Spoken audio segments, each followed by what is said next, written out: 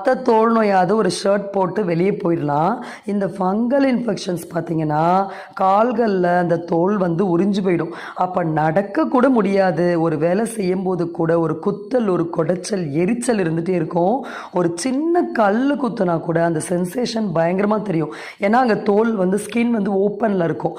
அதே மாதிரி கைகள்லேயும் ஓப்பனில் இருக்கும். ஸோ அவங்களால ஒரு ஈரத்தை தொட முடியாது, ஒரு தண்ணீரில் வேலை செய்ய முடியாது. ஒரு சின்ன காரம் பட்டுட்டா கூட அவங்க படுற வேதனை கொஞ்சம் நஞ்சம் கிடையாது. இதில் பார்த்தீங்கன்னா இந்த பிரச்சனையை வருஷக்கணக்காக வச்சுட்டு இருக்கிறவங்க அதிகம். இன்னும் இதுக்கு எவ்வளவோ ஆயின்மெண்ட் தடவி தடவி அந்த புண்கள் ரணம் அதிகமானது தான் ஒரு ஒரு உங்களுக்கு கிடைச்ச ஒரு ரிசல்ட்டாக இருக்கும். ஸோ அப்போ அந்த ஃபங்கல் இன்ஃபெக்ஷனாக என்ன? அந்த ஃபங்கல் இன்ஃபெக்ஷன் எங்கே வந்தாலும் சரி, இதற்கான ஒற்றை காரணம் கழிவுகளுடைய தேக்கம் மட்டும்தான். அதை சுத்தம் பண்ணக்கூடிய ஒரு விஷயம் தான் அந்த ஃபங்கஸ். ஆனால் நம்ம பழிய பூரா அந்த